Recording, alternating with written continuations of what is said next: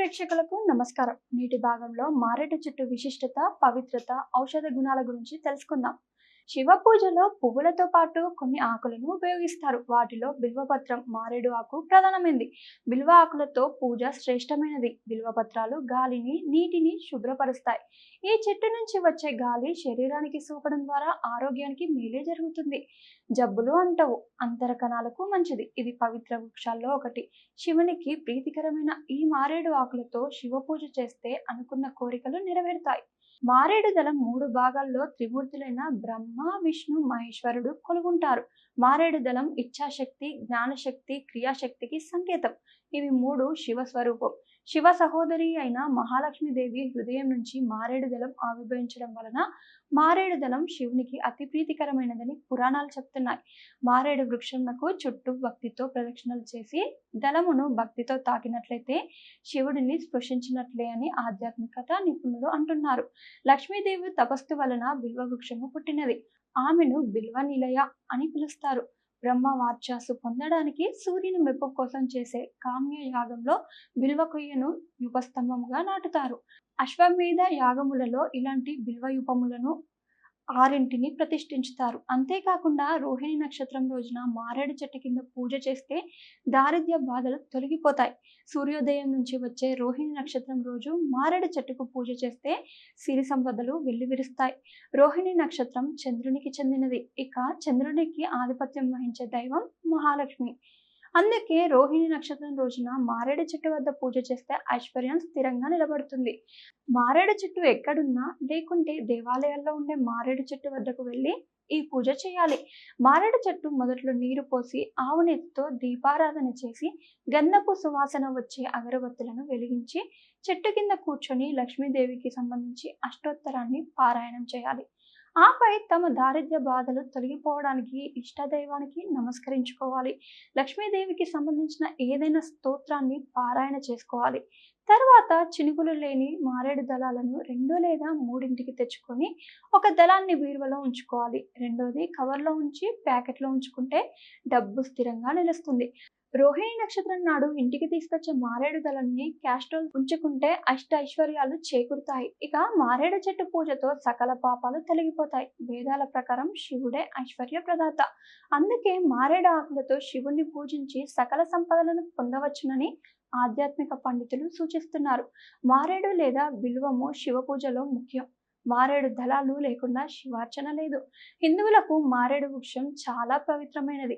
దీని గురించి వేదకాలం నాటి నుంచి తెలుసు. దేవాలయాలలో ఇది ప్రముఖంగా కనిపిస్తుంది. శివునికి ఇదంటే బహుప్రీతి. మారేడు ఆకులు 3 కలిపి శివుని 3 కన్నులా ఉంటాయి.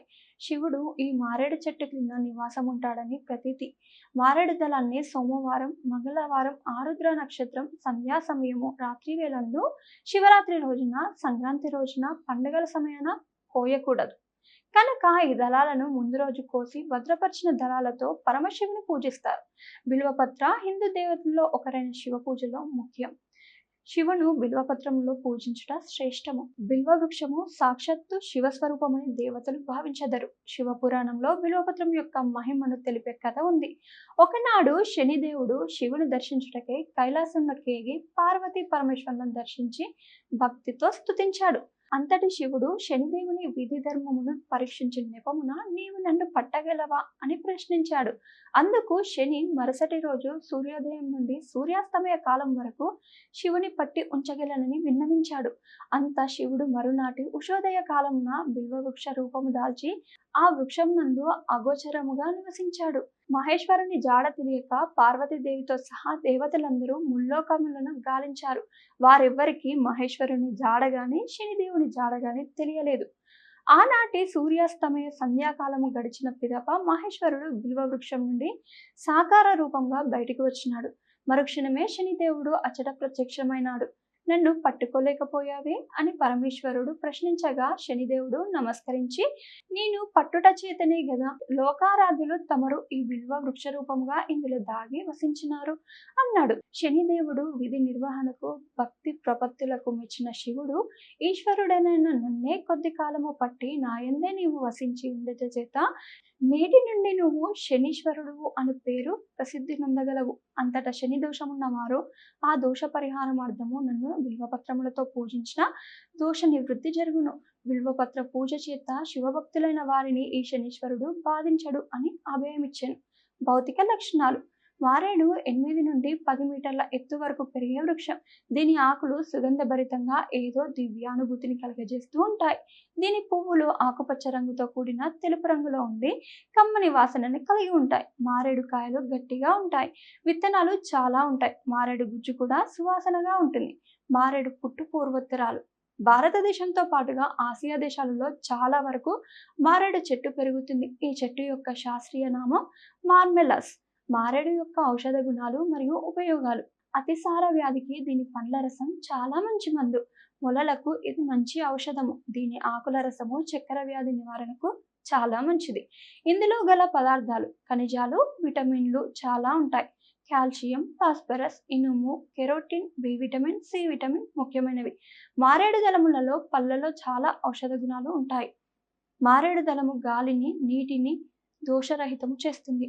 ఆయుర్వేదములలో వాడుకలో ఉన్న దశ మూలములలో దీని వేరు ఒకటి.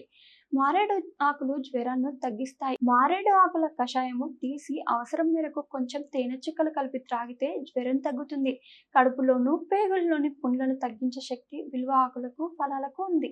మలేరియాను తగ్గించే గుణము మారేడు ఆకులకు ఫలాలకు ఉంది. మారేడు ఫలం నుండి రసం తీసి దానికి కొద్దిగా అల్లం రసం కలిపి తాగితే రక్త సంబంధిత ఇబ్బందుల నుండి ఉపశమనం కలుగుతుంది. మారేడు వేరు, బెరడు ఆకులను ముద్దగా నూరి గాయాల మీద అద్దితే త్వరగా మానుతాయి. క్రిమి కీటకాల విషానికి విరుగుడుగా పనిచేస్తుంది. మారేడు పండ్ల వాసన చాలా ఆహ్లాదకరంగా ఉంటుంది. దీనికి శరీరానికి చల్లదనాన్ని ఇచ్చే గుణం ఉంది. అలాగే విరేచనకారిగా కూడా పనిచేస్తుంది. సగం పండిన పండు జీర్ణశక్తిని పెంచుతుంది. బాగా పండిన పండులోని గుజ్జు రోజు తింటే దీర్ఘకాలిక మలబద్ధక సమస్యతో సతమతమయ్యే వారికి ఎంతో ఉపయోగపడుతుంది. మారేడు గుజ్జును పాలు, పంచదారతో కలిపి తీసుకుంటే వేసవి పానీయంగా కూడా బాగుంటుంది.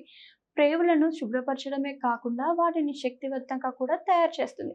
మారేడులో ఉన్న విచిత్రం ఏమిటంటే బాగా పండిన పండు విరేచనకారిగా ఉపయోగపడితే సగం పండిన పండు విరేచనాలు ఆగడానికి ఉపయోగపడుతుంది.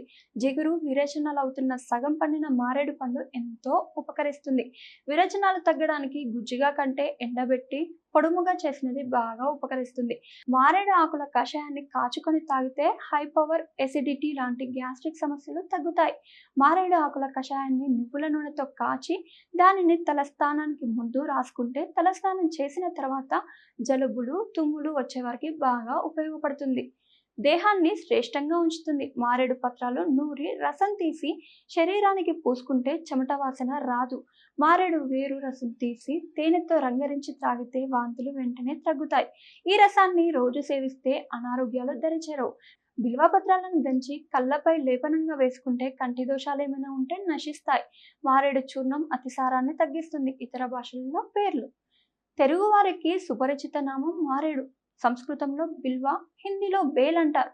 ఆంగ్లంలో ఎజిల్, మార్మెలోస్ అంటారు. మారేడు వృక్షమును నాటితే 7 జన్మల పాపం ధ్వంసం.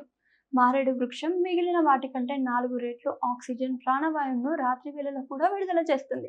మారేడు వృక్షం కింద ఒకరికి పెట్టిన భోజనం 1,00,00,000 మందికి భోజనం పెట్టిన ఫలంతో సమానం. మారేడు దళంలో తేనె వేసి ప్రతి శుక్రవారం తులసి కోట దగ్గర పెడితే ధనానికి లోటుండదు. మారేడు వృక్షానికి ప్రదక్షిణ చేస్తే సంపదకి లోటు ఉండదు. బిల్వము లక్ష్మీ స్వరూపం కనుక ప్రయాణానికి ముందు మారేడు వృక్షానికి ప్రదక్షిణ చేసి బయలుదేరితే ఆర్థికపరమైన ప్రయోజనాలను కలుగజేస్తుంది. మారేడు వృక్ష పరిసరాలను నివసించే వారికి కాశీ క్షేత్రంలో నివసించిన ఫలితం ఉంటుంది. మారేడు వృక్షాన్ని ప్రతి చోట మందిరంలో, గృహములలో, ఖాళీ స్థలములలో పెంచవచ్చును. తెలుసుకున్నారు కదా, అదండి మారేడులో ఉన్న పవిత్రత, ఔషధ గుణాలు. మరో భక్తి కార్యక్రమంలో మరెన్నో విషయాలు తెలుసుకుందాం. చూస్తూనే ఉండండి సిటీ విజన్ డివోషనల్ ఛానల్. నమస్కారం.